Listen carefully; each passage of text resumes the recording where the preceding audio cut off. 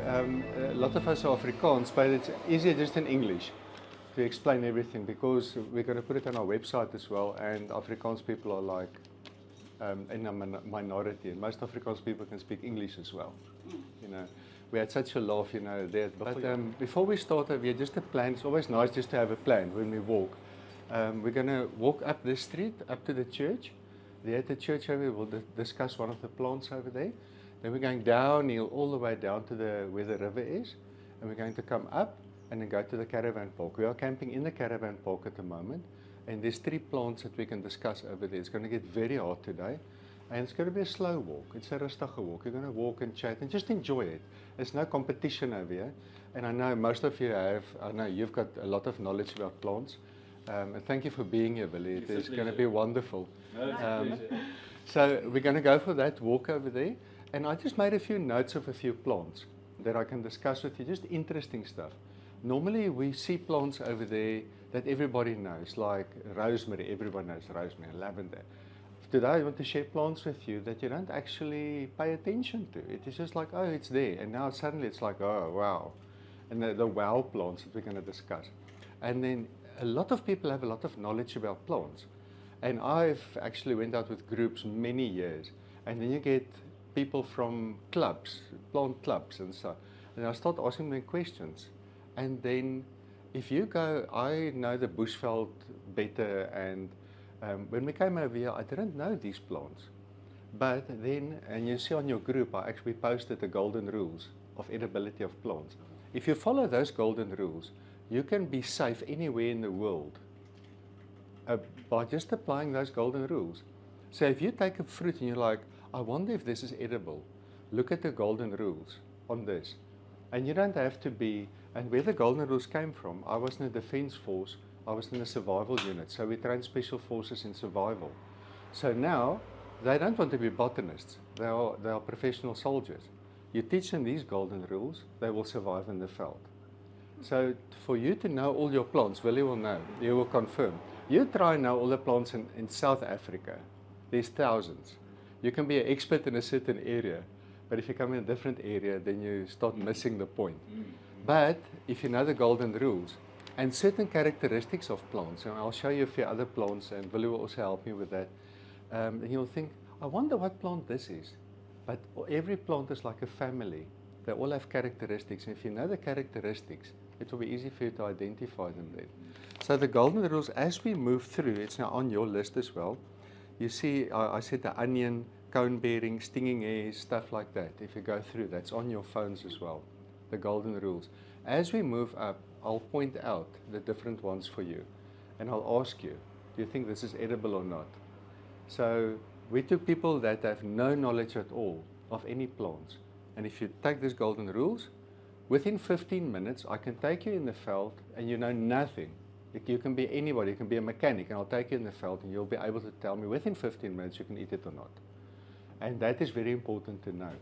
Especially, I can see you're all interested in healing. The reason why you know these stuff, people will come to you and say, my child just ate this. And then you have to identify that plant. We teach all our students, we teach them these golden rules. Or your dog, you know, these Jack Russells, they always nibble on everything. So then you know, okay, it ate this thing, what can I do now? And just to quickly test you, if somebody consumes any poisonous plants, how do you reverse that? How do you help them? Charcoal. Activated charcoal. Okay, if you don't have activated charcoal, we always carry charcoal with us, like in a little bag. And if you don't have activated charcoal, you can use normal charcoal from a fire. So if you ever have any form of poisoning, paraffin or plant poisoning, anything, take the charcoal and you can't overdose on charcoal. It's like a sponge, it will just absorb the poison. So if you ever see anybody or a dog that actually consumed any of this stuff, Willie will also know poisonous plants, charcoal. And yeah, it saved a friend of mine's life. I actually trained him in survival, and he went out in the field and he actually ate a berry without looking at the golden rules, and after he ate it, his throat started closing up. And luckily on the mountain there was a veld fire, and he could find charcoal, and that saved his life. There was no cell phone reception, nothing, it saved his life. So always remember that. Any poisonous plants, charcoal, that will save your life, yeah. Okay, you ready? This one is the plants of the Klein Karoo. If you have that, you will knowledge all the plants that's in the Klein Karoo. And this one is medicinal plants of South Africa. Most of the important plants are in there. Absolutely. There's another one, people's plants as well. Yes. Also from the same authors. But these are my two bites. I'm going to leave them here, but it's just to let you know, if you want to buy anything, buy these two books. Absolutely, Very, thank very you for good. that. Yeah. Sorry, I didn't ask you if, does anybody want to say something? Sorry, I'm just chatting away. No comments. Sorry about that, Billy. We're going to walk up this street, up to the church. Ja. Daar's 'n klomp plante daar wat baie interessant is. Julle weet dit, nee. Okay, die reuse in Afrika in Engels poetry. Ja. Alodigitoma, maar nowadays we've got another name. It's Aleodendron dicotomus. They've changed the name so many times. Nou die kokerboom is genoem na hulle het van die takke altyd gebruik in die ou dae. Dis een van die people's plants hierdie wat hulle gebruik het om kowers om hulle pile mee in te bære. Die boesmans. Dis hoekom dit 'n kokerboom. Ja. En daar's 'n ander ene ook, die pilansie wat bo in die Noord-Kaap voorkom wat ernstig bedreig is. Ook as gevolg van die feit dat daar julle weet die aarde se verwarming en al die goedes wat daarmee gepaard gaan. So, maar dit is die kokerboom daai. Hy blom pragtig en dan is die vreeslik baie voeltjies en goed wat sy nektar kan bring. Hier's 'n paar kokerbome in die rus wat hier groei. Ek het byvoorbeeld een by my ook by die huis. Ah, beautiful. So, dis wat we doen. Ja, baie dankie. Is hy giftig om te eet? Nie noodwendig giftig nie. Hy's nie deel van die giftige spesies as sulks nie. Dis maar hy's maar die alwynfamilies mos. Dis reg, maar jy moenie sê ek dink nie mense moet die goed se melk drink nie. Jy moet nie aan daai melk sap nie. Dis nie jou voorbeeld. Ja. Van die goed wat jy moet werk. Ja. Asof jy nou jou voorbeeld wys ook. Definitief.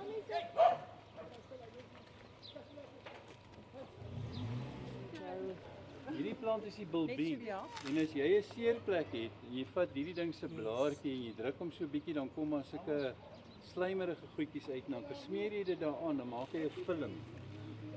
En dis 'n medicinale plant hierdie, die balsampoepie van. Hierdie ene wat hier groei. Hy groei oral in die rus. Die hele wêreld is vol van hom. Hy gaan 'n effense brand hê, maar dis baie goed vir die seerplekke in elk geval. So jy kan hom gereeld gebruik. Ja, jy vat hom en druk jy hom Ja, so, jy ja. druk hom so, dan rol jy hom. Ja, As jy hom so rol dan druk hy uit en jy kan hom vat en smeer hom op jou hand. Vat elkeen 'n blaartjie en smeer hom op die een hand en los die ander hand sonder and you will actually see it will absorb into your skin. Ja. And if you have got like a little bit of ploya over here, if you take this and you put it on your face, it will actually it will absorb and it will straighten out all your folds. Dis oukie. Dis alle waarde spesifiek nie. Kan ek maar praat oor hom? Ja, jy kan oor hom praat. This one over here, if you look at this tree over here, it looks like the spekboom. Everybody is most crazy about the spekboom. This is not a spekboom. This is a jade tree. It's family of the plukkies, as ek reg is. Now, the one use that you have over here, so you can't eat it like you eat a spekboom. Don't confuse it with a spekboom. It's got hard glycosides in it. It will actually give you a heart attack if you use this. So don't confuse this, and it's quite easy to confuse this with the spekboom. But what we use it for, all the plukkies that you have, these families, we'll show you some more plukkies. You actually take the leaf, you take off the outer layer, that waxy layer, and if you've got a corn under the foot, you put that with a plaster, and it will soften the corn, and you just pull out the corn with this. Works like a dream. Yeah. So, Another thing of the golden nalla, I don't think you prepared that. If you have like a ringworm and things, you can also put the ringworm, no. Any skin ailments, you can use that for, yeah. extract also thorns. It should extract the thorn, yeah. Yeah. Well, it will definitely help. The Yeah. golden nalla. The bulbul This, nana, yeah, this one will extract the thorn. If it can take out corns, it will most probably, it will also soften the area and actually pull it out, yeah. Yeah, that's good to know. Okay. Môre. Hi Wendy. Môre. You see all the plukkies over here? It looks like a plukkie, like a sandal. That's what they go. It looks like a sandal. That's why they call it a plukkie. And all of them you can use for the corns under the foot, yeah. Praat hulle van hom hierdie plantjie. Dis die hortnotsvy of die suurvy, jy kry met 2 plante hier by ons. Jy kan hom gebruik vir seerkeel, as jou keel seer is. Werk hy baie goed. Jy breek op sy blaartjie, hy's glad nie giftig nie. Jy breek sy blaartjie, jy kan die blaartjie kou en dan sluk dit in en dit definitief 'n effek op 'n seerkeel of so iets. Of selfs mondseere as jy het, kan dit verseker dat jy Like thrush, if you have thrush. thrush, ja. If you have thrush, candida, thrush. You use that for thrush. And then also the history, it actually grows on the dunes, mostly in the Cape area. And earlier years, when they had scurvy on the ships, that's a shortage of vitamin C. They would actually jump off the ships and come and eat this to get the vitamin C in. Because with scurvy, your teeth will actually fall out of your mouth. You know, it will just come out of your mouth. And that is why, just for interest's sake, I like useless information. That is why they call the English people limeys. Have you ever heard about that? Limey, they call them limeys. Because they found out that vitamin C is what gives you scurvy. So they put limes in the bottom of the ship. So they started eating limes. They call them limeys. That's where limeys comes from, by the way. Die plant het ook 'n vrug hier, suurvy. Yes. Wat jy kan inlê. Wat jy kan gebruik of jy kan hom droog en dan kan jy hom ook eet. Very nice. The jam is incredibly expensive. Ja. Wat het jy gesê van die plakkie? Wat gebruik jy dit vir die plakkie? Vir die plakkie vir lidorings. Ja, smeer dit op of maak hom vas met 'n kous of so iets. Ja. Om te sien nie, maar dit kan olienhout wees of dit kan nie, jy weet, olienhout of dit kan 'n olyfboom wees. En jy kan sy blare you can use for high blood pressure if you make a tea of it. Yes. That one over there. Let me show you what it takes. See, there's milk. So what does milk tell you? It's one of the golden rules. And this is a fig, one of the fig species. All figs have a little point there. It looks like a cat's nail. See there? Any fig. You know the rubber trees? It's also a fig. So it's got that, I think it's called Ficus elastica, is it right? Where the elastic comes from, that they made rubber. So this is more an ornamental type of fig, but you can see the milky latex and the fruits on this, because the thing is with figs, everybody will say, yeah, but you can eat figs. But the thing is, these figs are not edible. And there's some of these figs that are actually poisonous.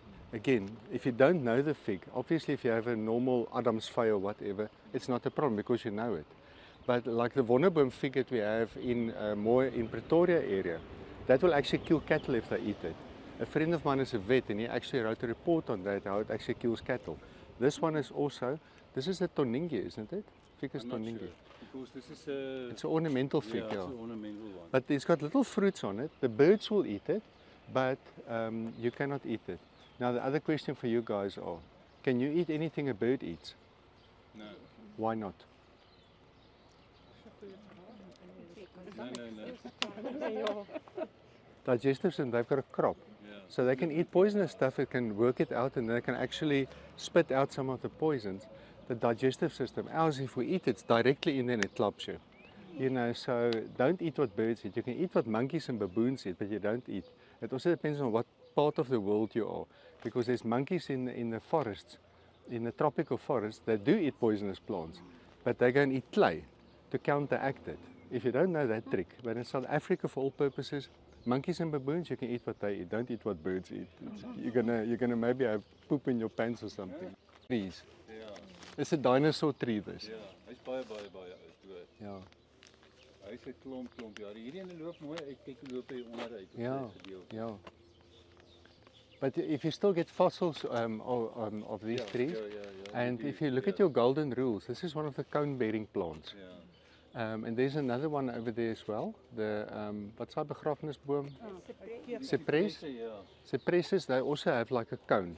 You'll see your golden rules, cone-bearing plants. Now we all know you can eat pine nuts, but the thing is, don't confuse it with different pine cones, like the cycads, broodbome. Yeah, it's got a cone, and people think, yeah, well, broodbome. I went and did some research. Maybe Willie can help me. They always think you take the fruit and you take the seeds and you make bread from it. But the stuff that I read about it was like they take the stem and they break it and they take the inside of the stem and they put it through a fermentation process. Then they make a type of bread from it. But the seeds are actually poisonous. So if you eat the seeds... There's one of the trees that the Jan Smuts commando actually eat in the Eastern Cape. Was also part of the broodboom family. Yeah. And you have to cook it to break down the stuff on the inside, otherwise you've got problems. Ja. En hulle was vir 3 dae was hulle bitter siek geweest. Ja. Want Ja. dis 'n tipe van 'n saliensuur tipe van 'n kristalletjie wat vorm en hy gaan jou ingewande gaan hy regtig waar. Vreet hom, ja. Hy vreet hom op, ja. So Ja. mens moet kyk dan. So So op. hoor oor die brood hoor. Ja, ja, Dis die ja. storie, Ja. presies wat Nee, sal moeilikheid optel. dis die spek. I actually have jam. I'll show you the jam that we actually bought in Montague that she actually made like a jam. Not a jam, chutney. They made a chutney from this. It's actually quite amazing, yeah, from the spekboom. But you see how easy you can confuse that with the other one, with the jade tree. You can quite easily confuse them. You're going to pick up problems if you use that one, yeah. And I'm sure everybody knows this tree. Hierdie Ja, jy ken hom baie goed.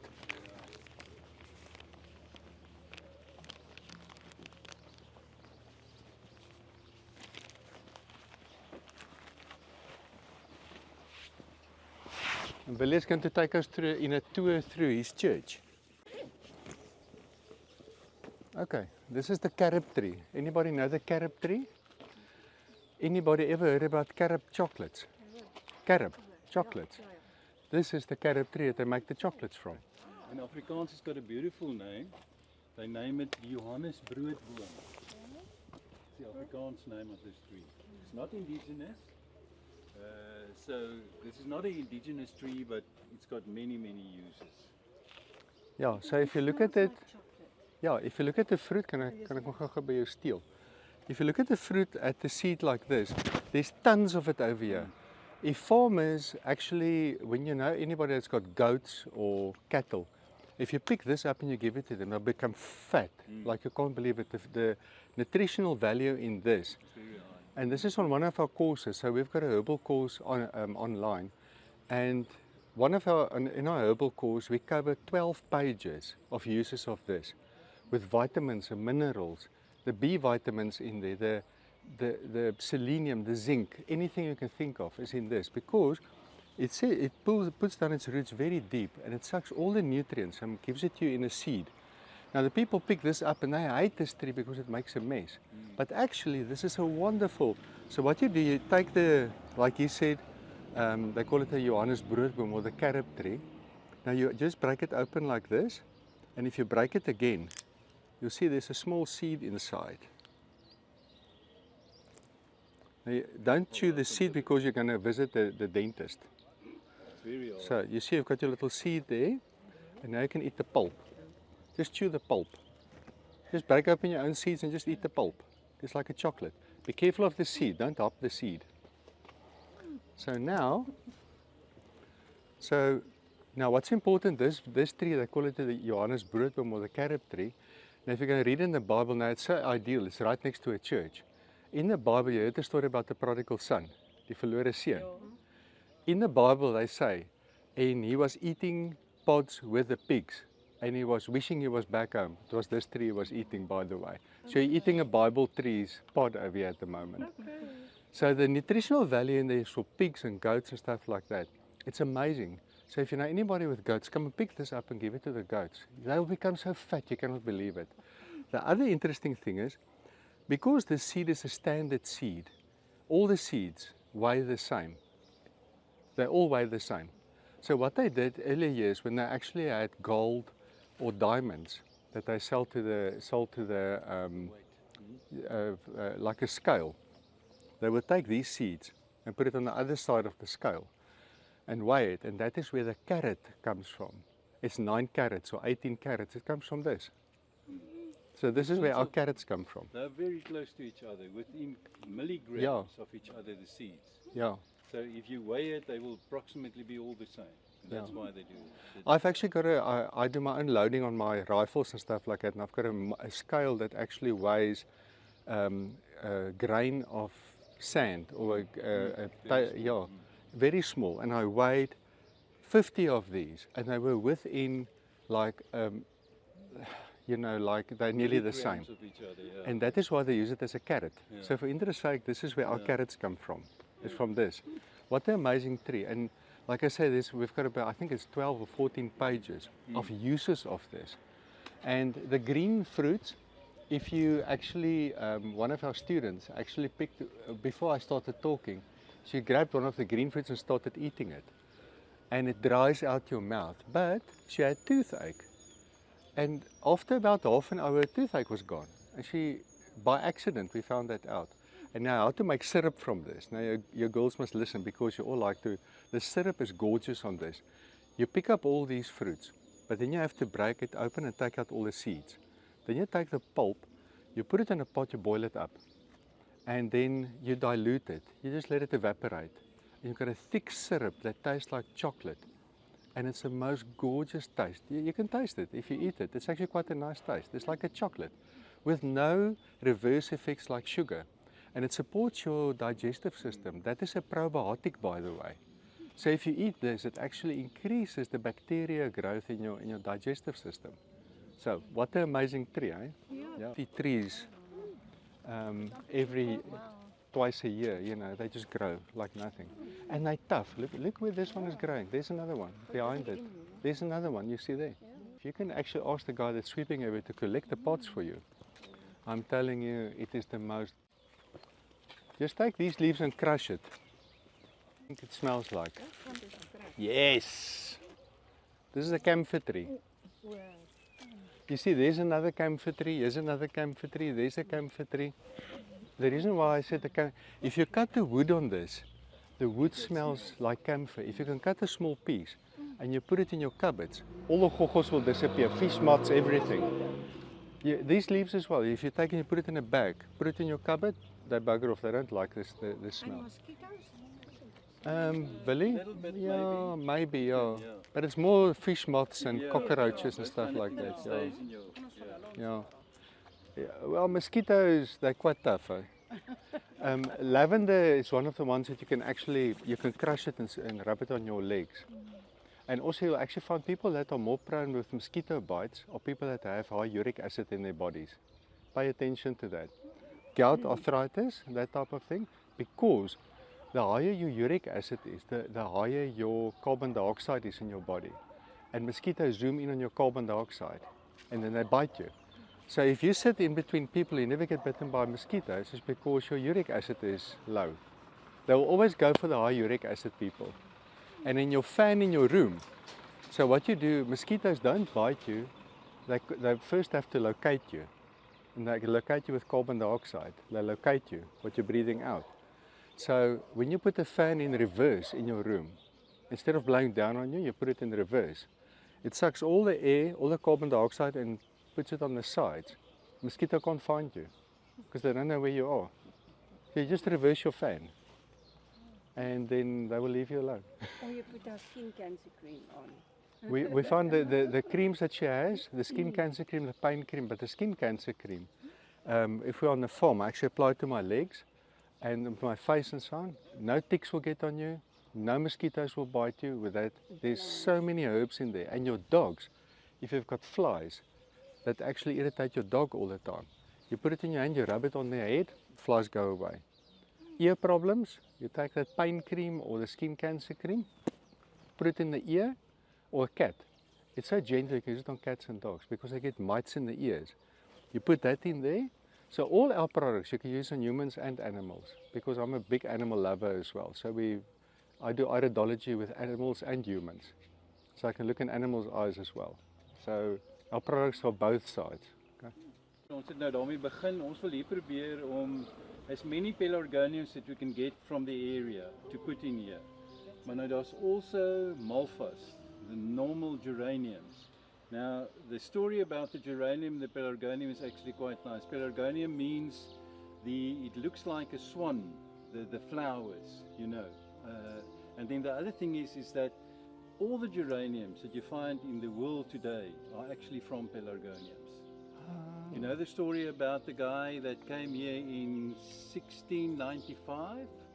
He came through here on a big expedition. They wanted to do some changes or get some cattle from the guys in Aberdeen in that area, and when they came back they actually collected the Pelargonium zonale.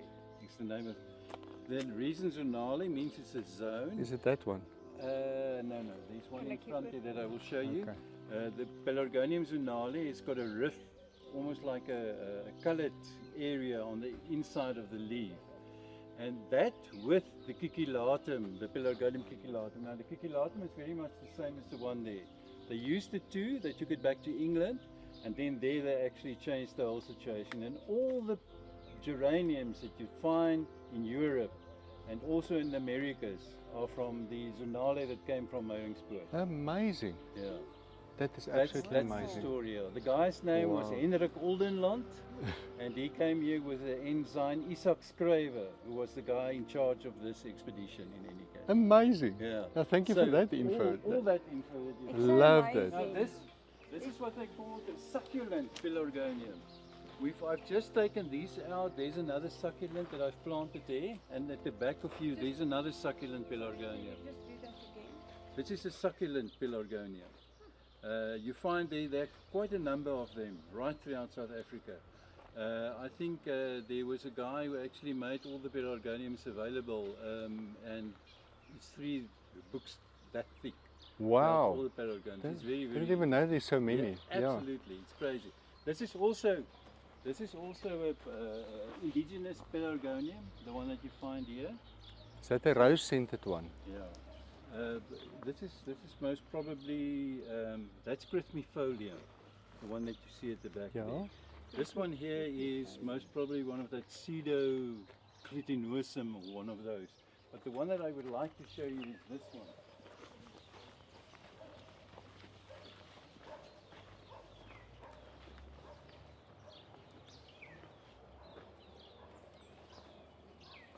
It's Pelargonium citrodellum. Oh. Yeah, and this Let is them the one also that you smell can it, yeah. use. You can use in your cupboard to chase away flies, to chase away whatever. You can smell it. It's You just citronellum, pass it yeah. around, yeah?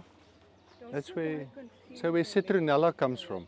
Malthus in Yeah. geranium. That's a Malva, Victoria. That's a Malva. Yeah. And this is geranium.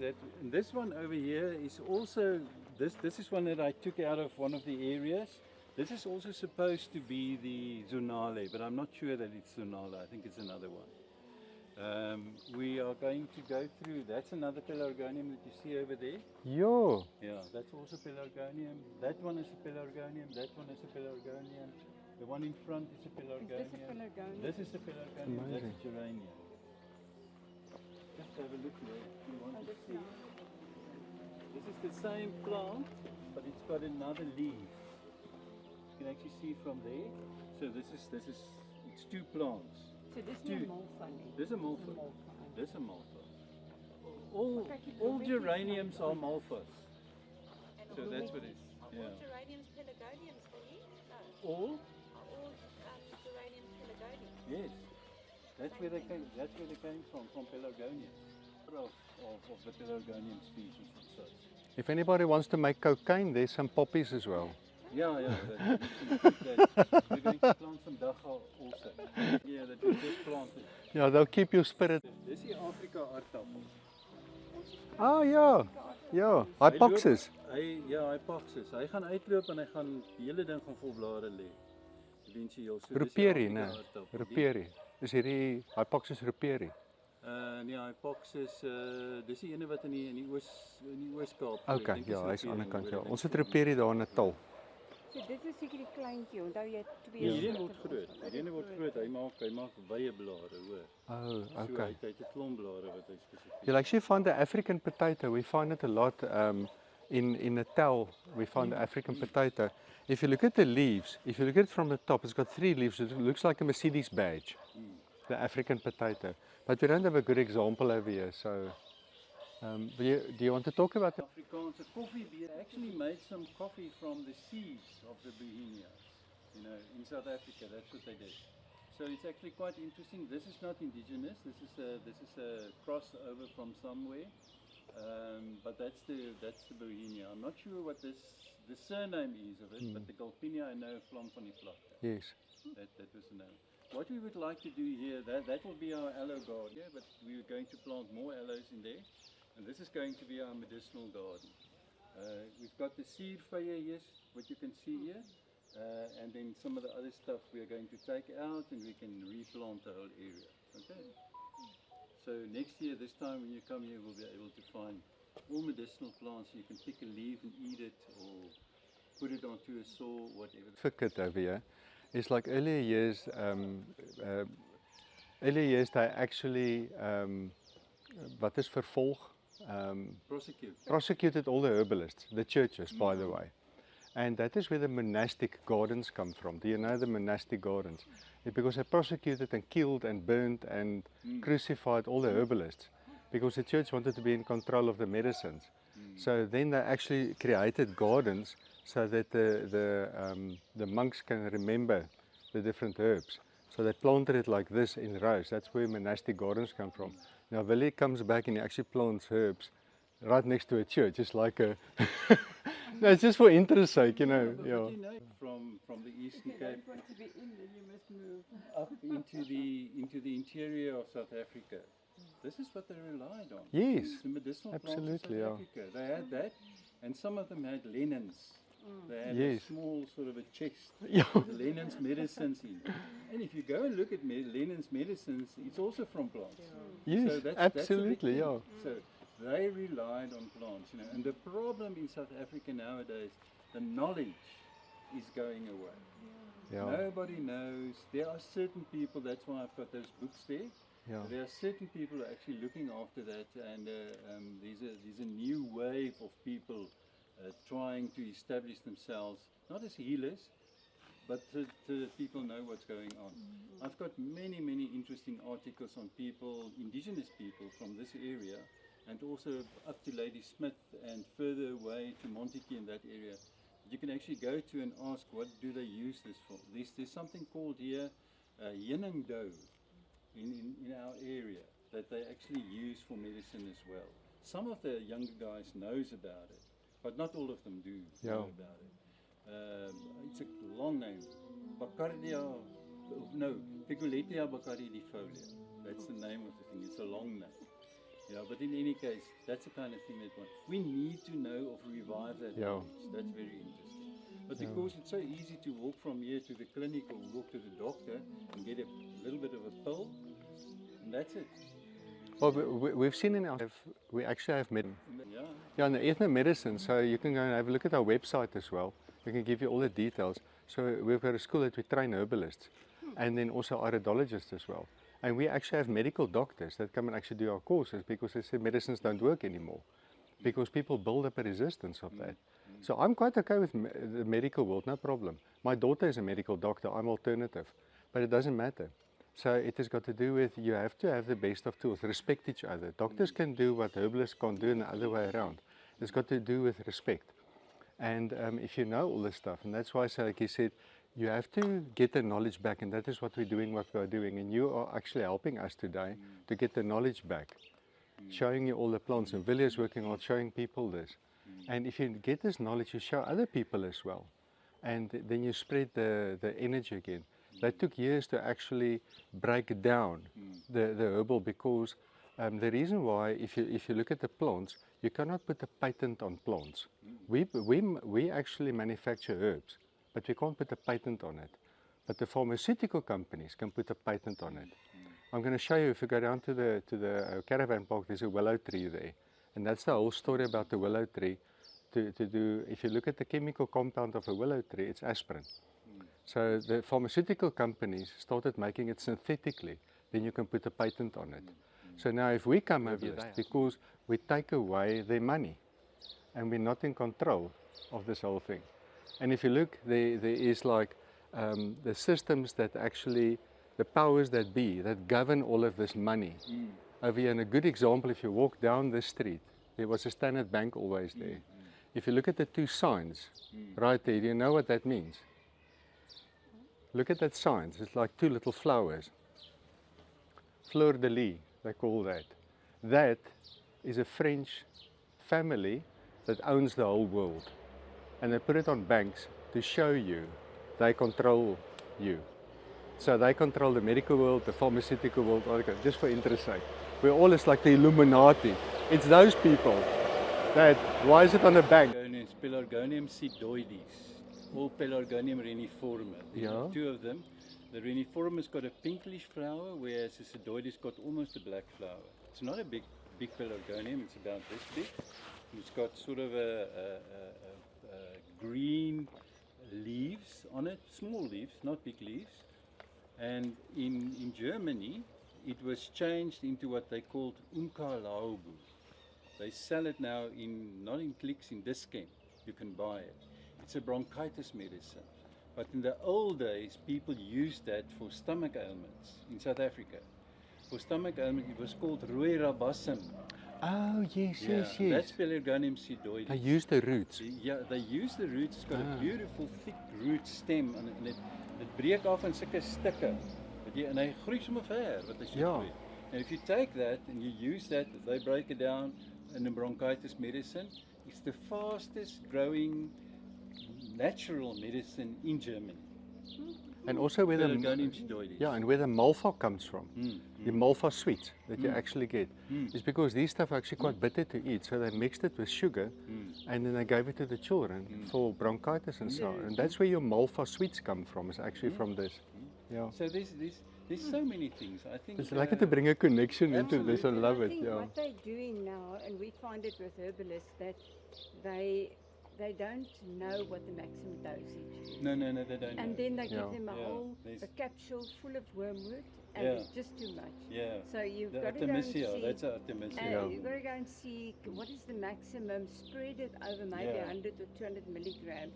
But then they just put it in capsules if they Yeah. don't know the overdose. Yeah, people Yeah. say plants are safe. Then Yeah. you get people that don't have knowledge. They don't know what to do and they want to quickly make money somewhere and they start selling single herbs. It's dangerous. So if you use the wrong medicines, plant medicines don't say it's safe. You can kill somebody no, with you that. can do- It is serious. It's like he will tell you about. I'm going to leave you just now. The other thing is he can tell you about koolgoed. Yeah, Yes. another one kooigoed. That's helichrysum. But Yeah. koolgoed scaletium. I've got But one the sample koolgoed, in the car. He will Yeah. actually tell you about the medicine. Potent. The It's same really- thing, they put 500 milligram or Yeah. 1000 in a capsule to make money. Yeah. And you cannot take so much No. at once. Kankerbos. Dis die ander een. Dis nog een. The scaletium is so powerful that when a friend of mine heard, he's a professor at Onderste Poort, a vet over there, and he heard I can get hold of scaletium. His speciality is crocodiles. He said, please give me some scaletium. We put it in a crocodile's food to calm them down. A crocodile. So now I've heard that. And he's like, his bull terrier is like a crocodile, wants to bite everybody. He's busy putting it like on sandwiches and feeding her. And he said it's calming her down because she wants to bite everybody. So it's just chilling her out. This The other thing that's also very, very important, if you take that plant, you put it into a natural garden or wherever, the potency will diminish. You won't have the same, it must be in the wild. And that's one of the reasons why some of these things are actually like the Warburgia solitaris, they're just vanishing from the earth because people are just taking them out of the wild, And one thing we found out about the scaletium that Frans told me yesterday, they only grow in the winter, not in the summer. No, that's right, yeah. And And they grow in the shade as well. Yeah. You need to, they must grow underneath the other bush. Now that's one of the problems with our aborthias up here that we find. Overgrazing. Yeah, not only that, but the people take the plants out, die santoline, haal hulle uit om by die wortelstok uit te kom om mee vuur te maak.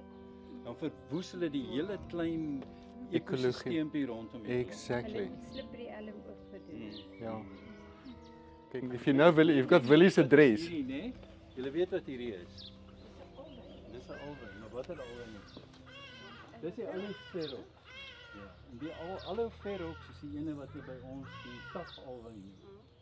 Oral op die plaas as julle sien, hulle maak so 'n groot kring, dan pak hulle die alwyne, daar lê 'n plastiese sak onder en dan tap hulle die alwyne en tussen die skil en die gel wat in die binnekant is so 'n groen lyntjie. En dan tap hulle daai bitter alwyn, tap hulle, dan word dit afgekook, dan word dit in blikke en dan word dit weggestuur na soos Albertina toe byvoorbeeld, dis 'n alwynfabriek. En in Uniondale dieselfde. So, dis die aloe ferox. En hy het dieselfde kwaliteite as nog 'n ander alwyn, die aloe vera, wat nie by ons voorkom natuurlik nie. Hy kom van Amerika en Mexico af. So, maar dit is die aloe ferox. Okay. And all the uses of the aloes if you actually cut a leaf, any of these aloes, people say, yeah, they're not 100% sure, but the aloes basically all have the same uses. So any aloe, we'll show you. Okay. So the aloe, all the aloes has got the same uses. If you see an aloe, these ones are used more for tapping the bitterness because it's got more yellow in it. So if you cut the leaf, you'll actually find the yellow is thicker in it.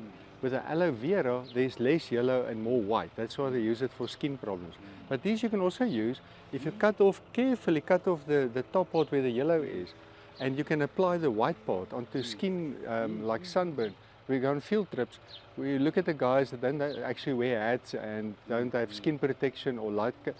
So when they really burnt, they look like crayfish. We take this and we apply it as an experiment. It works like a dream. Any aloe you can use for But that. if you want to use the gel and you get a little bit of green in it or bitter, Yeah. Ja, nee. you've got to take it off properly. And the reason why bitter, if you look at the plants as well, your plants will tell you what it's used for.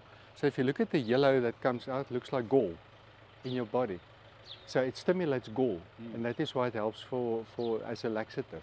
So as we go through, I'll show you plants, and Billy also knows that it's the science that they have. The form of the plant will tell you what's used for in the body. And we'll show you that as we move through. Yeah. Where it, Hulle vir die hoenders het hulle bitter alwyn gegee om hulle gesond te maak. Altyd in die water ingesit. also kills parasites. Ja. Yeah. Ek weet darm een ding van hierdie plant. En dit is as jy gestrest is en dan vryf jy dit net op jou hande. En ruik dit, dan kalmeer dit jou. Yeah, lavender, you can go read about uses. They use lavender everywhere, you know. The best one they used in the I always forget the times, you know, where all these dresses, what do you call that time? Not medieval, Victorian times. They didn't have running water in their houses and stuff like that, so they were actually not very hygienic. You know, they actually took a bath maybe once in 2 weeks. And so for smelly purposes, they actually had little bags, and they'll put this in under the armpits for the sweaty smell. So they were so dirty. They always looked so, oh, they were so beautiful. They were vieslik vuil. You know, there was like lice in their hair, and there was like mice in their hair. And with the big dresses, women actually couldn't wear underwear. So they would actually walk out on the grass and just stand like this and urinate on the grass. No, I'm telling you, they were vieslik vuil. I'm telling you, they were like not. They were all like, oh, no, our ancestors were so nice and clean. They were not. They were vieslik, you know. It was like really. Okay, then other golden rule you'll actually find on your golden rules is reg. Okay, so if you look at the golden rules, the other one is lily and onion-like plants. So any plant that looks like an onion or lily family. So you can see there's Agripanthus there behind you. You'll actually find this is clevias that you have there. Now all of them are poisonous plants. So if you see a lily, now, so again, if your dogs, like if you've got young dogs, especially Jack Russells and Staffies, they like to chew on everything. They go and chew this and they get sick. You just grab activated charcoal and just pump it in their throats. If you put in too much and they go to the loo, you've got briquettes to braai on the next day, you know, if you put them in. But it will absorb all the toxins. And the wonderful thing about clevia is the little fruits, and that's where children eat it, because it's a nice red fruit. They eat it, and then they get sick. So if parents come to you and say, my child ate this, and you must now immediately activate the charcoal. Then the other thing is with the clevia, if you've got brittle nails, you take the clevia seed, you take that fruit and you apply it to your nails. It becomes so hard you won't be able to knip it with a knipper. It strengthens your nails, but don't lick your fingers after you did that. That is, then you're going to have the strongest nails in the graveyard. Okay. I know all your geraniums, they actually use, because we don't, we split it up in two. We also have it on our course, and you had a good, I didn't want to interrupt earlier on, but if you look at the flowers, you've got different flowers. The flower that looks like when a child draws a flower. Look at the different flowers. We actually found the one with the round leaves, and the flowers like if it, yeah, pelargoniums and geraniums. They are extended family or nephews of each other or nieces or whatever, but they don't have medicinal uses that we use it for. The pelargoniums, we don't use it. It's got a round leaf, and you can see the difference there. And the flower is like if a child draws a flower like this. But if you look at the geraniums, they all have this complicated little flowers. Looks like a honeysuckle type of flower. They are all medicinal. There's two different ones over there. I don't want to interrupt you now. Geranium, but it's also called a pelargonium, and they get them mixed They up. get it confused. They call it a malva, and it's a blah blah blah blah blah. It's confusing. But you actually find the ones that's the pelargoniums have no smell. They've got a stinky smell. But all your geraniums have a nice smell. Most of them have a nice smell. So And that is where the you. leaves are usually also velvety, where the others are bigger leaves, a specific type, and they're more shiny. And you can see the copperkies. You know the copperkies? Yeah, nasturtium. I don't like the taste of it. It's just a horrible taste for me. But that's an antibiotic that you can also use it for. My mother put it on sandwiches for us. And if you can see this little, you can see the. Seeds. That is your, what do you call it again? You buy it in bottles. They sell them. Wat noem je dat? Capers. This is capers. Look, it's capers. So now, if you look at how much you pay for capers, it's for free. You can come and pick it here. Just pickle it. Them green. You pick them green and you just like. Pickle them. As dit moet hulle nie uitdroog eers nie. Nee, jy vat hom net so en gooi hom met. I'm not 100% sure. Yeah, I don't like the taste of it, so I don't bother to actually know more. But that's your capers, you know, so it's for free. Just come and pick it. Hulle lyk so aangekrimp Ja. op die bot. Okay, now again, if you have a look at these aloes, they all have the same uses. You know, like you said, the leaves are smaller or whatever. I think I don't care about scientific names. You just confuse people with all of that. Look, there's another aloe. You know, so wherever you go, if you see an aloe, they all got the same uses. It just makes life easier. On our course, I listed them all and put pictures because there's so much confusion about what they look like. And now if you look at this over here, for example, over here, again, it's one of those, I would say, plucky family or one of those. But again, the chances are good if you're going to chew that, you've got heart glycosaurus, you're going to have a heart attack with that. So always be careful with that. But the aloes are far related to lilies. They are in that family of lilies. But they're all edible. But you don't want to really eat them too much. They're so flippin' bitter, you know. But they've got all the same uses. We've got a whole list, I think maybe about 12 pages of uses of an aloe. But normally it's external uses. You know, ringworm, and for dogs, you know, for skin problems or anything like that, you just use aloe. It works like a dream. This whole parking area was filled with the most beautiful stinging nettle and everything, yeah? And they cleaned it up before I came. But I've got one plant I want to show you that you see everywhere. You'll be fascinated by this plant. So if you come and have a look over here. Luckily, they didn't discover this one.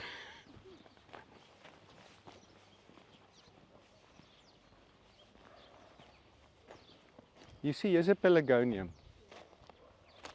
Look at the flowers. The flowers. Look at the leaves. So it's a big difference. It's a difference. Yeah, that is, well, just the pelargonium, not to confuse. Okay, if you can just follow me this way.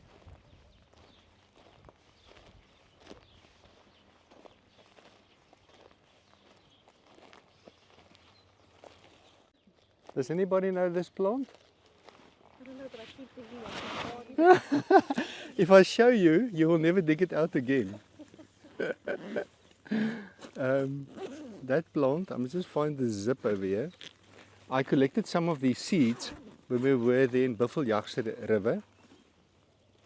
This is what the seeds look like. So I'm just going to send them around. You each can take a seed like that.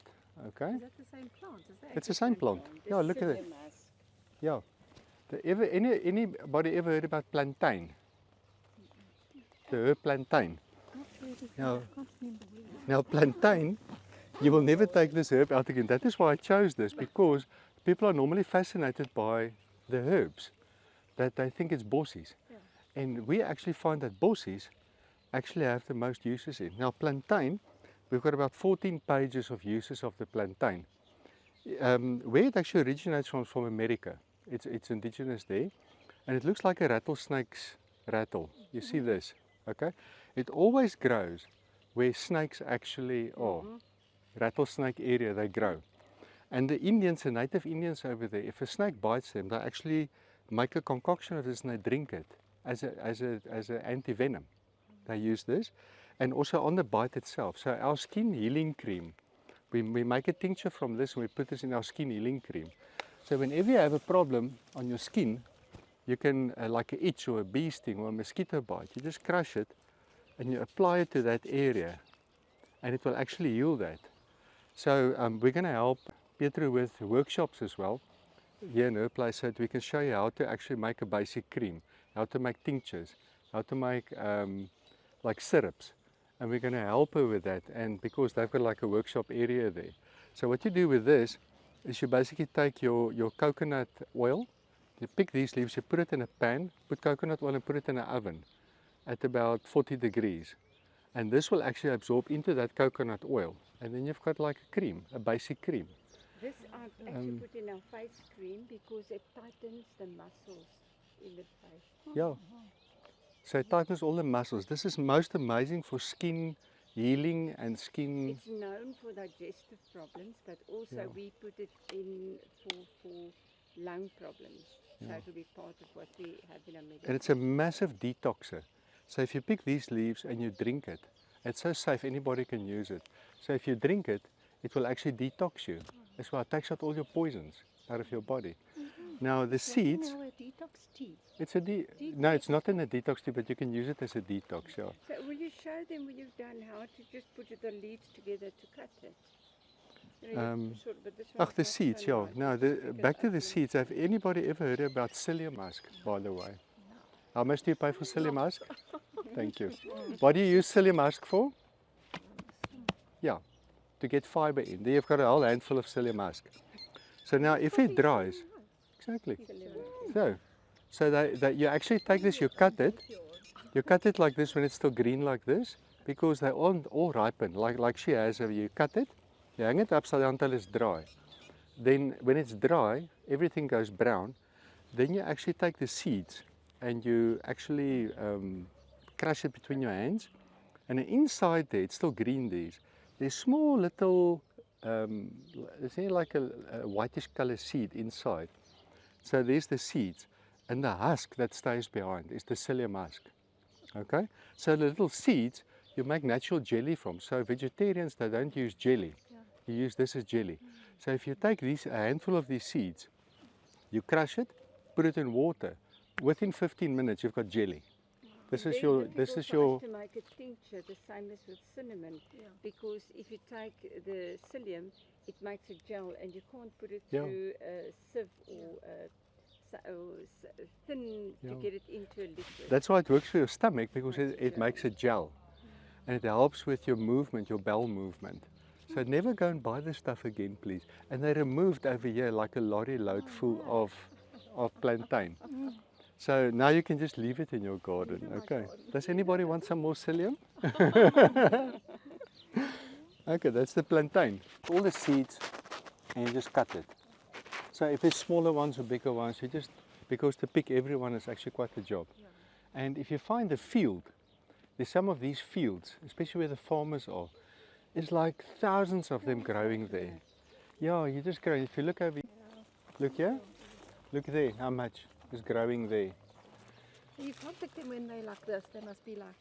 Yeah, they must. The little flowers must be off. If there's no more little flowers there, so you just wait till the flowers are gone. You just watch them carefully. You know, when the flower, you see those are nearly ready. You see here, they still have flowers at the top, like that. But you want all the flowers to disappear. Then they make little seeds. You can feel this one is actually more firm than that one. If you feel it, you want the seeds to form inside. And it is so easy to pick it. It's just like bunches full. You just pick it. Yeah.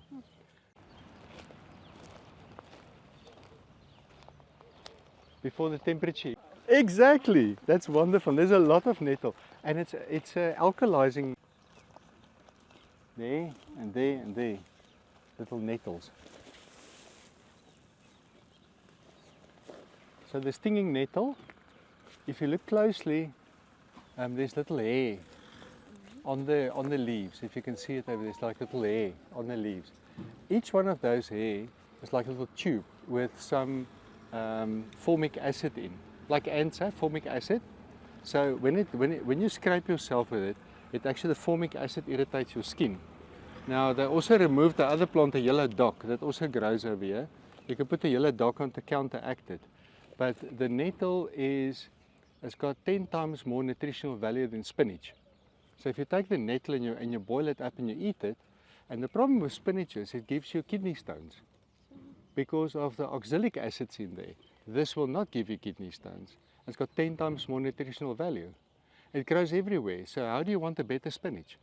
So in Germany, they actually make soups and stews and all kinds of stuff, cheeses and everything with stinging nettle. And it grows so easy, nothing eats it. And it's one of the best herbs that you can actually find. The uses is just endless on this. Can you cook them also when they're starting to almost like seed? Or Yeah, you just pick off. So this plant, that's yellow dock, yeah. Because I had stuff like that growing, and I thought originally I thought, I don't know if it's spinach or if it's those devil thorn things. Yeah. Almost looks like the same. Some of it's got thorns on, then it's not yellow dock. But if you dig it out, you'll actually find the roots are yellow. Yeah. And this is actually, we use the roots for all kinds of medicines as well. But if you sting yourself with nettle and you take this and you rub it, it takes away the sting, the yellow dock. Yeah. Go and look on the internet and you'll find nice pictures about yellow dock. They grow about this high and they've got like brown flat seeds. Yeah, it's like brown flat seeds that they have. You can actually make like a bread from those seeds as well. So it's not a spinach thing, this? No, it's not a spinach, yeah. But that's the yellow dock. But you can just put photos on the group.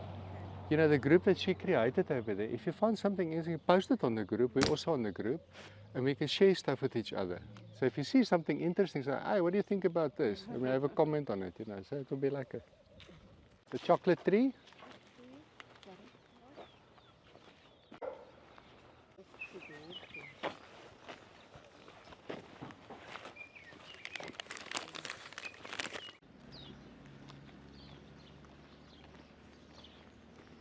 Ek kan vir hierheen ook wys. Does anybody know this tree? Look at the thorns. Okay, and look at the growth of them. It's all over here. Have you seen, you go for a walk on a regular basis, all of you, have you seen it actually has fruit from time to time? They call this a K apple. Okay. Now a K apple has got, it nearly looks like, near Perskini, the other one?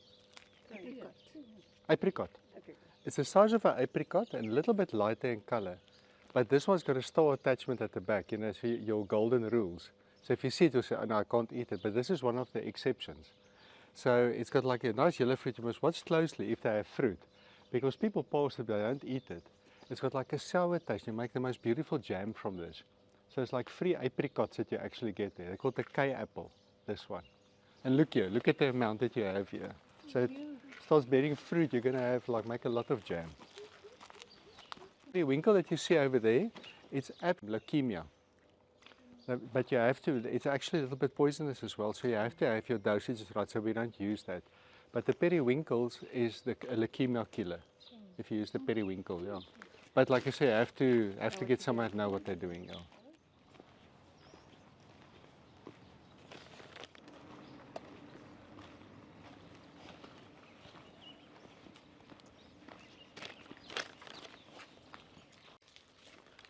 Okay, does anybody know what this is? Okay. Right, how do we know it's edible? Because you just see this fruit and you're like, oh, we don't know if it's edible. Yeah. So if you look closely, you actually find it looks like a little apple. See, it looks like an apple. Yeah. Okay, did you know that roses, pears and apples are the same family? They're all the same family. That is why they say apple a day keeps the doctor away. Because apples, the apple families, actually helps with heart healing. Now you get your hawthorns. This is a hawthorn, one of the hawthorns, okay? A hawthorn is family of the apples. Yeah. So you can eat that. It tastes like a small apple. That's the main ingredient in our circulation and heart. Can I eat it? Yeah, so if you eat it, you'll actually taste, you'll see on the golden rules. If you taste the fruit, if you go past all the golden rules, and you taste the fruit, you take one piece of it, also have your charcoal with you, taste it. If it's sour or sweet, then you know you can eat it. If there's no taste or it's bitter, it's poisonous. And you can see this one's got a little bit of a soury, sweetish taste. It's not like an apple. So you've got a ton of hawthorns growing over here, and you can make jam from it and all kinds of stuff, you know. We use It's actually quite berries nice. And we also use the leaves, hawthorn leaves Yeah. and berries. Your real hawthorn, this is one of, they call this more a firethorn. But it's family of the hawthorn, but the hawthorns have got big fruits, and they actually use it for heart problems. But all the apple families, so these original little apples that you get, these little yellow apples, don't get the Granny Smiths. This original little small yellow apples, they are the healing apples. So if you eat an apple a day, it will really keep the doctor away. It helps your circulation. Is jy besig om die boom om te stoot? Ek kan net met hom voete. Nou, daar het warm. What girl?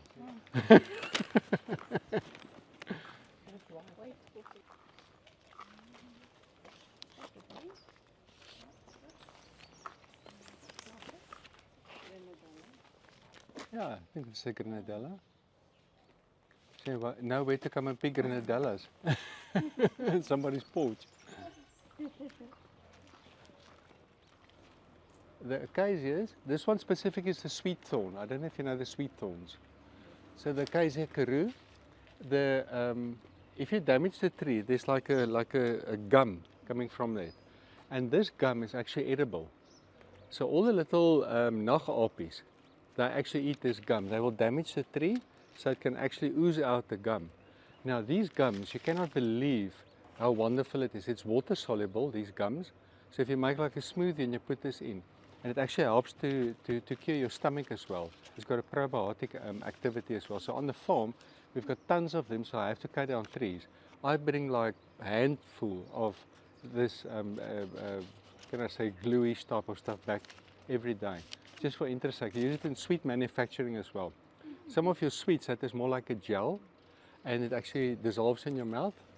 They put this, can I say, the sap or glue or whatever in there because it's water soluble. Peter now made a natural toothpaste, and he used that because it soothes the whole mouth, and that's part of that to thicken it. Yeah.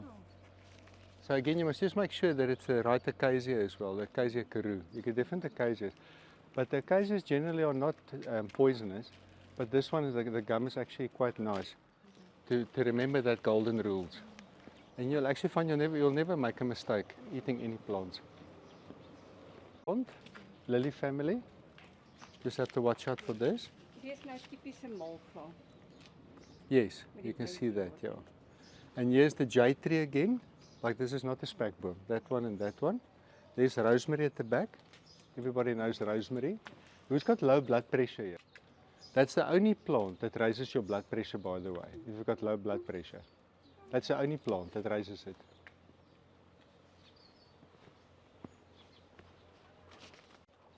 You find this tree.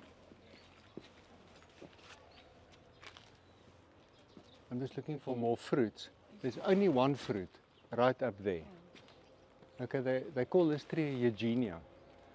And it's full of little red fruits, you see there. And those red fruits are all edible. They're like a sour taste. You can make jams from it as well, or yeah. So they grow all over the place over here. I just can't find the proper one. We'll see if we can find more fruits. But you can see soon it's going to have a lot of fruits. You can see there's a lot of flowers on it. So that fruit is a little bit too high. Okay. And while we're here, I want to show you this one. Does anybody know this plant? Yeah, 100% right. Okay, wild dagga. Okay. Why do they call it a wild dagga? Anybody knows? Because it's actually not even related to dagga. Not at all. It's not even the same family. If you look at the leaves, there, the young leaves, you get different species as well. It's got sharp leaves, not round leaves like this, different species. Earlier years they thought, the people will actually see a plant and give it a name. The bulbos. Everything is bulbos, because it looks like a bulbos. So the dagga over here, they said, okay, this looks like dagga, this little leaves. And they said, no man, the dagga's got a different leaf. And they said, okay, let's call it a wild dagga. That is where it came from. So this one is a Leonotis leonoris. I think Leonotis, yeah, Leonotis, yeah? Is it right? Linosis, yeah, but Yeah. I'm not sure which. Yeah, but in any case. But all of them, now what's interesting about them, you'll see the stems are square. Look at the stems. That's why I always say, look at different signs of plants. All your mint families have square stems, all of them. So if you ever find a plant and you don't know what it is and you look at the stem, it's square, it's a mint. Now wild dagga is a mint. It's a mint family. Okay? So now if you look at a mint, if you look at mints, their flowers also have little bolletjies. Look, bolletjies. Right. Now we get back to, and that is where our creator actually made it so amazing for us, that he actually gave us plants to tell us where we use it for. Now the bolletjies that you see here looks like our lymph. Okay? You know the lymph, our drainage system? So you see it is spiky. So this plant tells you, if you have a problem with your lymph, poisoning, water retention, anything like that, I will remove it for you. So it's a massive, if you think plantain is a detoxer, this thing is like rotor-rooter drain cleaner. It just opens you up. And you will, if you start drinking this, if you can get past the taste, she knows about the taste. It's incredibly bitter, but the thing is, water retention. If you drink this, you run to the toilet, you pee like nothing else. You drink one glass of water, you pee out two. And this is to actually get rid of toxins in your body. We had people that were poisoned with arsenic, because in that, if people don't like each other, they give each other some giffies, you know. So this is the only plant I know that will bind to lead, cadmium, arsenic, anything like that. It will bind with it, get it out of your system. This is an absolute massive, powerful detoxer, the wild dagga. It's got so many other uses. Coughing, lung problems, TB. They use it for TB, for AIDS, for antiviral, antifungal. This thing is just absolutely amazing. If they must tell me, choose one herb and only use that herb for the rest of your life, I will choose only wild dagga. That is how powerful it is. It covers all the bases of most plants. So they can keep all their other herbs. I'm a wild dagga fan. And she knows she's been using my wild dagga for years. It's also one of the few plants that can help break down the biofilm on bacteria. Yeah. Because you've got a problem, especially with Lyme's disease and things like that, that the antibiotics can't get through the film around the bacteria. And does this basically look like a virus? Yeah, it looks like The COVID, yeah. It clubs a virus. It clubs viruses. So this plant is absolutely amazing. Now if you look there behind Susanna over there, there's another plant. I want to. So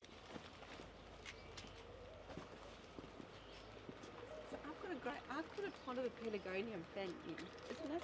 That's pelargonium. No. Play close, pay attention. What I just said about the wild dagga. Look at the stem. Also square. Square. It's square. Look there, it's a square stem. Look there, it's square. Look at this. Look at the bolletjies. It's a mint family. It looks like Yeah. basil. I've also Yeah. got this growing. But look there, it's got square. You see it's square, the stem. Yeah. But you know what it is? I don't know what it is, but it's one of the mint families. You see, that is where the nice thing is. If you look at the characteristics of plants, then you can look at this and you can say, you know, it's got a square stem. It nearly looks round, but if you feel it, you actually find it square. And look at the flowers, it looks like a mint. It looks very much Yeah. like borage, but it's not. Yeah, and if you smell it, it is like, it's just like just smells like nothing. But it's not poisonous, and the mints you actually use for detoxing and all that kind of stuff. But like, I don't know this one, and we don't use it, so then, you just got your useless information or shop that you're selling. Yeah. It's got wild dagga in, it's got nettle in, it's got cancer bush in, and that's all that we use for cancer. Thyme, parsley. As they call it, the Marius mixed the students. Yeah. If you've got that 5 herbs, it actually supports all your organs and it detoxes you.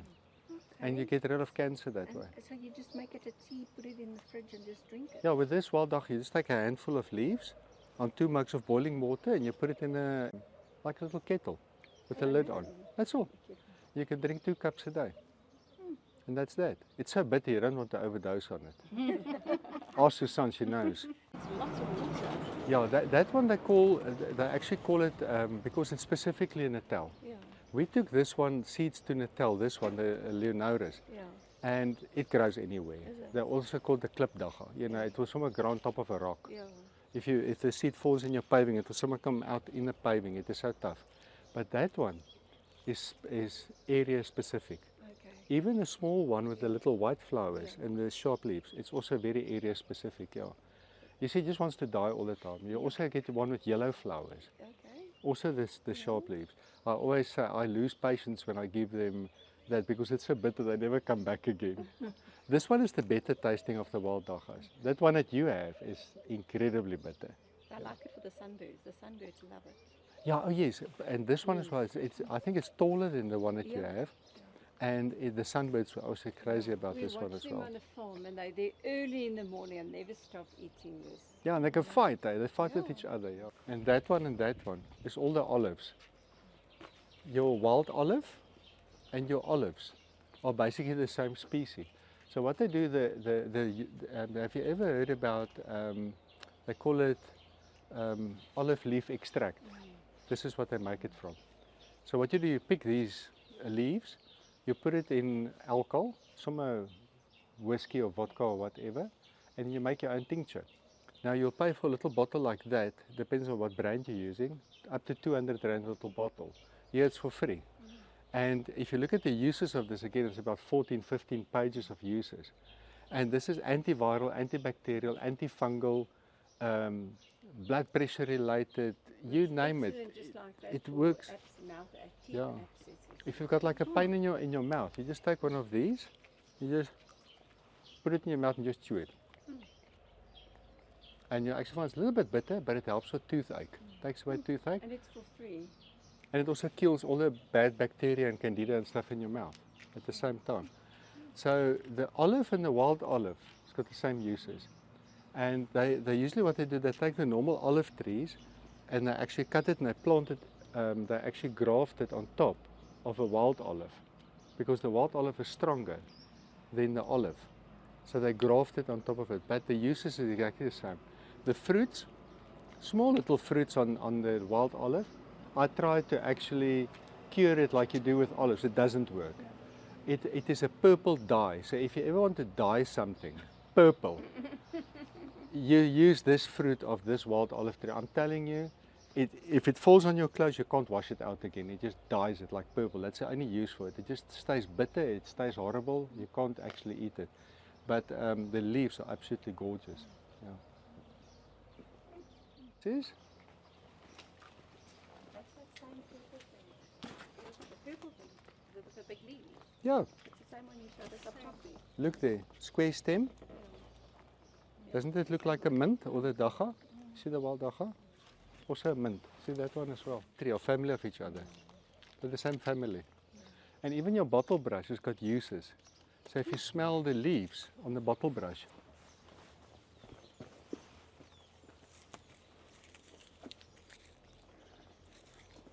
that mildly, and a bottle brush, and then also you get your and I forgot the name again. I didn't see a tree like that over here. Eucalyptus.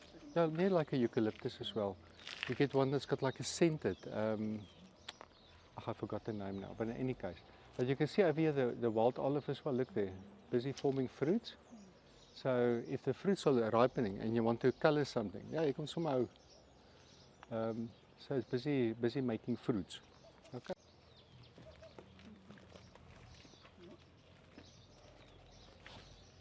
Okay, again, look at the form. This is the only tree that has got little seeds over here. It's got 3 little wings. See, it's got 3 wings. That's the only tree that you'll find over here. It's got 3 wings. Okay? Sand olive. Sand olive, of a sandoline. Now, in that medicinal book, you'll actually find it. This, I was actually attending a funeral of one of my workers, and he died of AIDS. And the interesting thing is there in the northern provinces, they actually use this to build fences.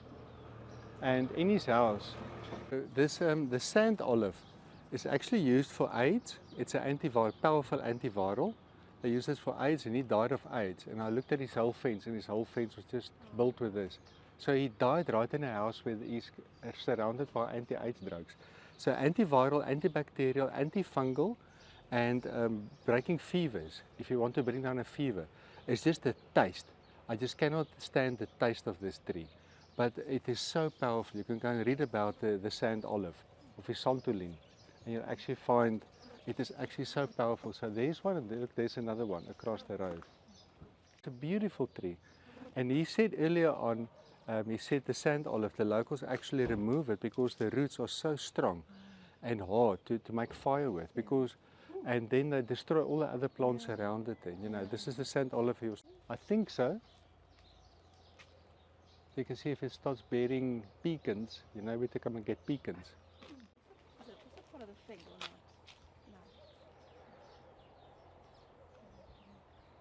No. At the church we discussed it. It's also a camphor tree. Okay. You see our trees. You see, that's a problem with identifying plants. People, you'll find a lot of bird and animal watchers, but you don't find a lot of people with plant knowledge, because a tree changes its form from one area to another area. Birds don't. That's why it's easier to be a bird watcher, not easy to be a plant. You always have to look at characteristics of plants. That is why if you know their name and their surname, and you know the characteristics, and what actually frightens people when you start throwing them with scientific names, you sound very much professory, but the problem is people, you confuse them. Keep it simple. That is why in our courses as well, you keep it simple. I don't actually, you'll never find me really using a scientific name. You keep it simple, because then you're very windgat and telling everybody about it, but at the old end you're losing the people around you because they don't. Oh. We trained in the special forces, we trained those guys, and what we say, you can identify all the seeds from the carob. See, this is nice and ripe. That's why I collected the carobs that you ate this morning.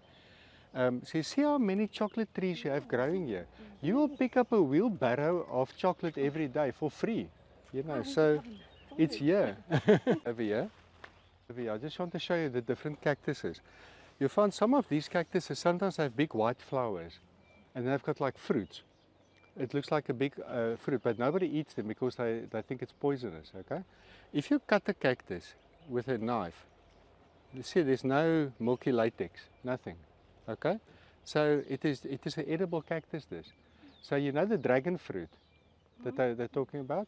You see, there's another one there behind you. That cactus as well there. If you take a cactus, you damage it with a knife, and there's no milky latex. It's not a poisonous cactus. So those fruits over there, you get these lovely fruits all over the tree, and you just pick them, and you open them up, and it tastes like dragon fruit.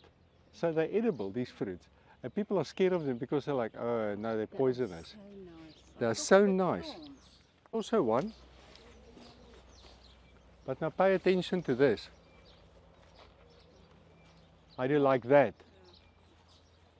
Right, that's a euphorbia, and that is a poisonous. Okay, look at the milk sap. When I touched it, if you get this milky latex in your eye, you lose your eyesight with this. So it's got their uses, but for medicinally and so on, not a good idea to actually use this. Okay, so you see the milky latex. Okay, it's about the size of a tin, like any tin, like a baked bean tin or whatever. You put it up there, and you pull it a little bit, and you pull it off. And you open it up, and inside is like white with little black pips inside there. Do these make fruit? Yeah, they make fruit, yeah. I think we made a video, we got them at the dam. What's the dam near Rania? Van der Kloof. Van der Kloof Dam. Yeah. They grow big there with big fruit. Yeah, this one, it depends on the area that they also grow. Sometimes they just don't make, if they're not happy, they won't make any fruit.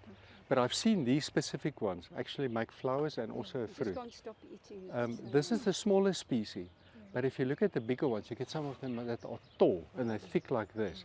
Those ones have the big fruit like this. It's like big dragon fruit. It looks like ice white inside the little black pips. It is so beautiful, yeah. And people get shocked. You say you can eat that. They're like, no, it's poisonous. I said, no, you can eat it. The licorice Dis one? fennel. Yes, the licorice one, the fennel.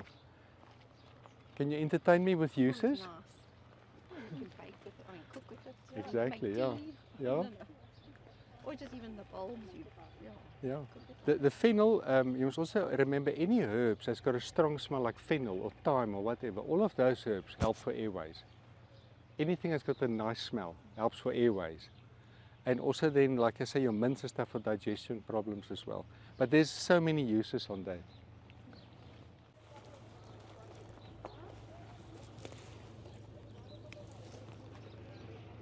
Any of your foodies that actually, do you know quinoa? This is actually the African quinoa. It's in a podium. See over here? So if it dries out, you actually take little seeds. They also call it a goose food. Well, we can eat all the weeds, eh? Yeah.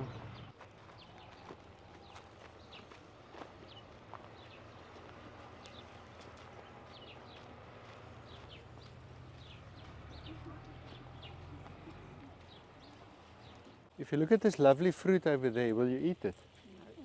Why not? It's just spikies on the leaves.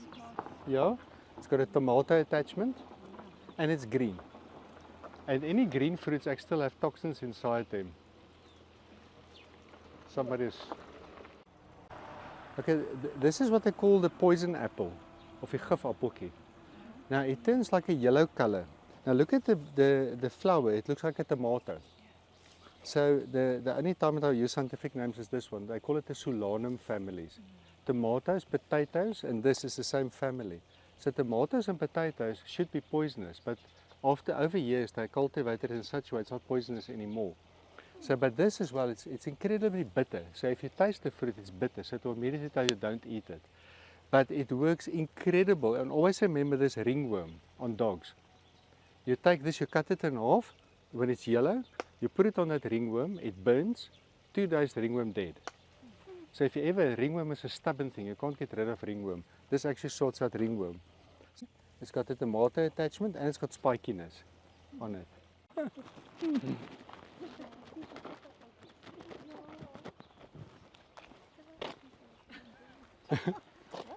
Be on your way. How long are you here in the risk for? We are leaving on Friday. Because then everything is fully booked. They converted a bakkie for us because we've got a rooftop tent and a one bakkie. So we bought another. Yeah, so we like to camp and it gives you your freedom. Yeah.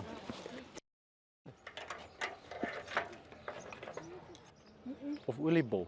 Daai ding is baie toksiek hoor. Ja, moet hom nie verwar met 'n stinging nettle nie. Hy gaan jou doodmaak. In this dorpie. I just want to put my bag down at the bakkie.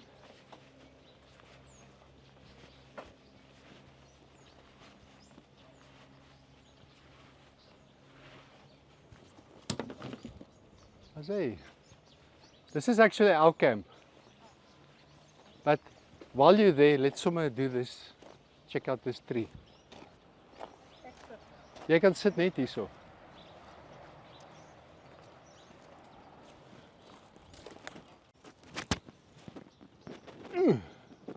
Tough. Okay, this one, willow tree. Everyone knows the willow tree? Right. Yes, that's a very important tree to know. So the willow tree, you'll actually find, this is an indigenous species to the Cape. It's the only willow tree in Africa that's indigenous, this one. And it will grow around next to the rivers, you'll find it. And then the other willow trees that you find, this is one of the big ones. You'll actually find all over Natal and those places, big ones, they're massive, big like that tree. These ones are actually small, they don't get that big.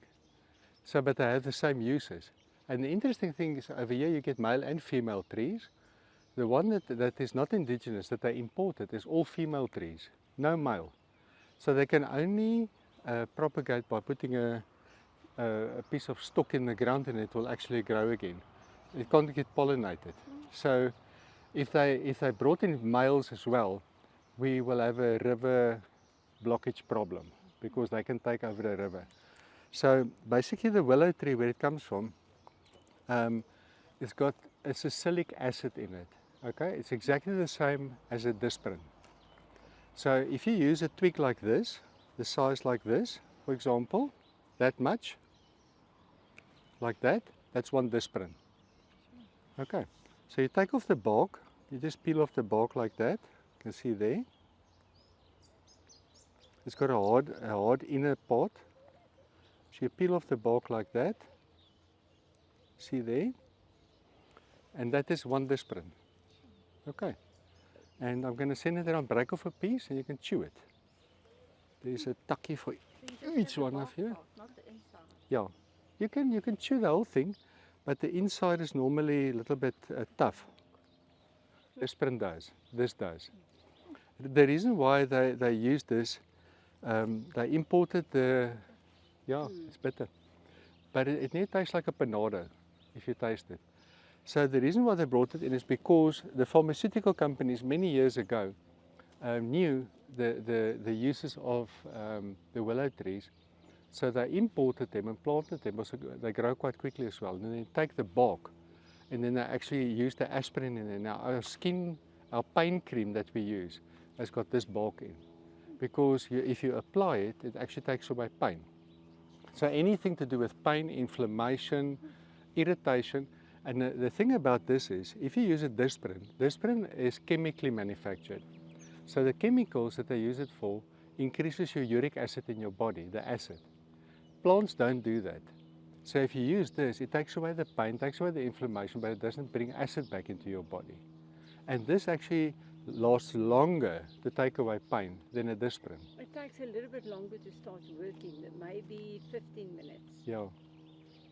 But if you actually chew it, I'll just take it like this. So if you've got to mark it here again, somebody gives you a headache, just hop a twig.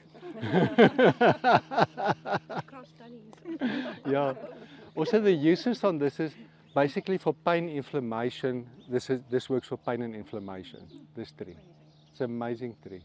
Ek het vir jou nog 'n stoel daar onder my afdak. Anybody? Okay. The next one we're going to have a look at is like also one plant that shocks everybody is the ivy. Normal ivy.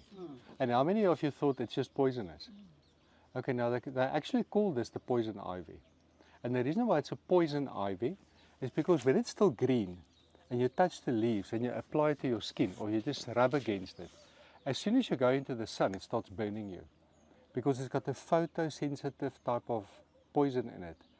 That's avoiding animals to eat it, because if animals start chewing it and they get into the sun, it starts activating. It's like a blister bush that we also get in the Cape over here. You walk past it and it rubs against you. If you get into the sun, at night you can walk past it, no problem. Get into the sun, it reacts to the UV. This one does the same. So ivy, if you chew it like this or you apply it, it is poisonous. Not poisonous, but it will irritate you. So, but what we then do is, we actually make a cough syrup from this. Now, have you ever seen the product Prospan? It's got an ivy leaf on it. Okay? It's Prospan, it's a cough syrup. Okay? So now, but it's how you prepare it. So you strip off all the leaves, and ivies grow everywhere. You strip off the leaves, and that is one of the first cough syrups that you can make with you guys. It's so easy. You need sugar, and you need this. So you just take a container, and we'll, as soon as you want to do a workshop, just let us know. We'll give you the right formula, and you can make your own cough syrups. Ivy, what I like about the ivy, it is such an underestimated plant, and everybody thinks it's poisonous. And people chop it off, and it's in your way, and it's irritating.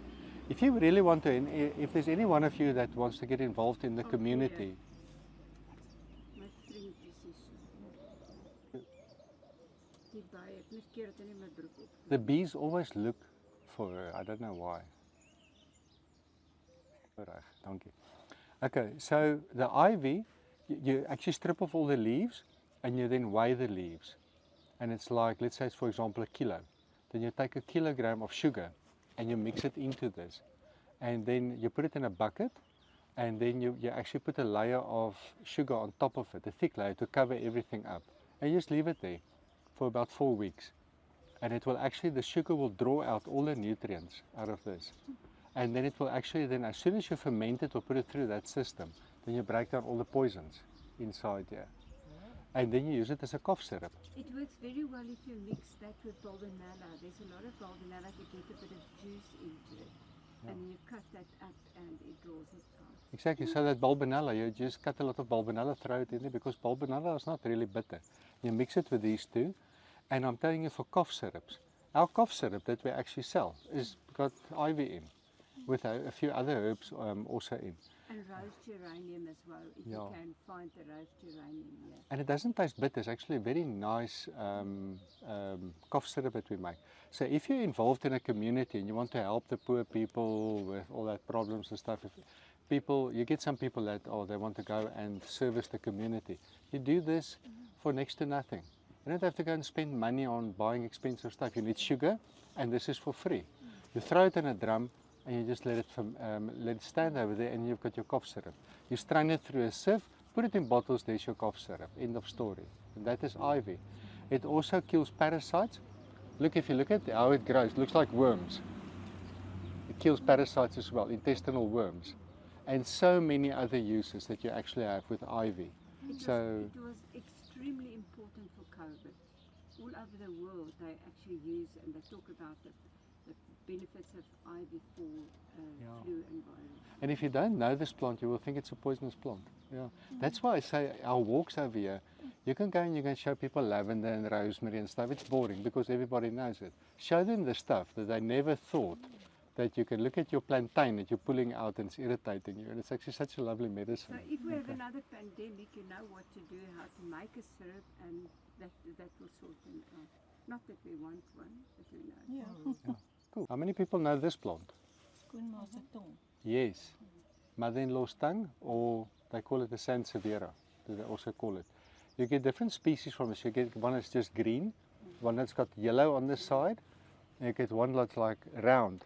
They call it I don't think you find it over here. They call it the assagaaibos. You find it in a tel. It's like round. It looks like the horns of a gemsbok. Now, with this, people always think that this is poisonous. And they put it in offices to actually pure the air. This is what they mainly use it for. How many of you think that it's poisonous or toxic or poisonous? Ever thought about being poisonous? Okay. So now with this oak over here, there's different uses. Again, if you look at the form of the plant, if you look at this, it looks like a donkey's ear. If you look right in there, the whole thing. So if you want to use it, one of the uses is you use it for earache. You cut the leaf right there, like that, and then you actually hold it over a plate, like a stove plate, like this, and you heat it up.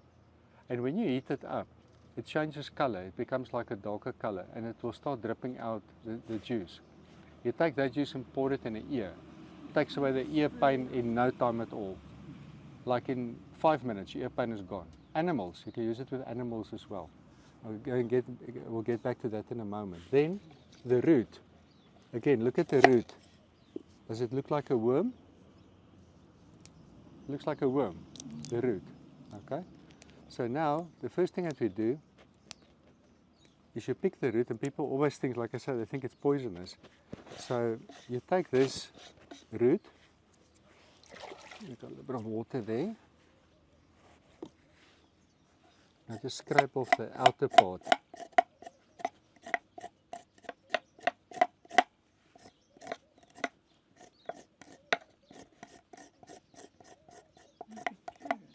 It's like a carrot, yeah.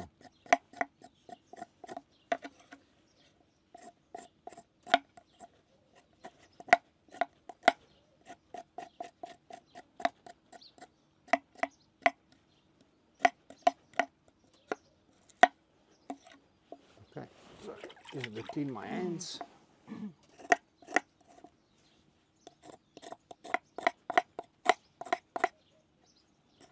You know anybody that's got stomach ulcers or heartburn? Who gets heartburn? So now, Petro's husband, Meneer Willie, we were visiting him here a few weeks ago.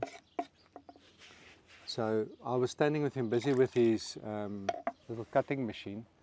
So Willie said, "Oh, I have to go back home. I have to go and get the antacid for this heartburn." So we walked past the mother-in-law's tongue. I said, "Would you mind to be my guinea pig? Will you chew this root?"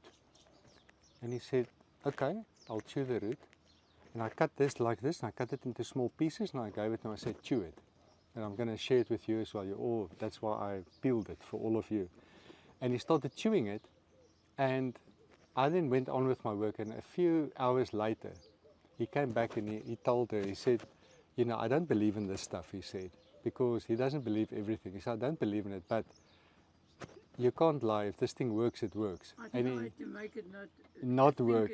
Yeah, and but she knows the exact words. And he actually spends a lot of expensive medication to stop his heartburn, and this is for free. And it stopped it. I don't know if he's still using it, but the thing is, yeah, well, why? Because he's saving himself like hundreds of rands every month, you know. So if ever you have heartburn or stomach ulcers, you just chew this. Now, this actually kills parasites as well. It's very effective in killing a roundworm, tapeworm, all kinds of worms it kills. And it's got a lot of other uses as well. And stomach ulcers, like I say, you can have heartburn. While you're busy chewing it, the heartburn disappears. 1, 2, 3, 4, 5, 6. 6. There you are. One for you. Now, if you put it in your mouth and you chew it, you'll actually taste it tastes slimy. But it doesn't taste bad. Kan jy enige van daai soorte wat jy nog sê gebruik? Now, all of them. You get different species. You can actually taste, it doesn't taste bad. It's like a, but the, can I say, the sliminess that you have in it actually helps to heal the stomach. And it's very alkaline. So it goes into your stomach and it stops that acid. And well, you can ask Willie. He used it and he's like, flippin', he cannot believe how it works. So that is the main use of this. And even your animals. So if you can give this to animals that's got tapeworm or anything like that, just kills it. So instead of using other medications, there's so many alternative stuff that people can use. But so like I say, and then also the other thing is that you use this root for. It's like one of my patients said, an older lady, and she joined a new company and they're going to have like a team building. And she said, I'm going to chop off this weekend because I know I'm overweight and it's my muscles are going to hurt. So I said, you know what, this root, actually, when you build up lactic acid and you chew it, within half an hour, the lactic acid is gone. It takes out your lactic acid out of your body. So the marathon you're going to have, anybody attending that, before the marathon, you chew a piece, and after the marathon, you chew a piece again. Takes out all the lactic acid. No more pain. She went on that course, and the youngsters didn't know what was going on with her because she never had pain. She had like in her garden this, and she collected it, and she started eating it all the time. And she never had a problem. Wow. So remember lactic acid build up. Right, and the other thing that you can use the mother-in-law's tongue for is making rope. So what you do is scrape off the outer part. I'm not going to go through the whole process. But this is just useless information. But sometimes you need maybe a piece of rope. Or maybe you want to keep the kids busy. You can show them how to make rope. Yeah. So what you do is scrape off the outer part like that on both sides.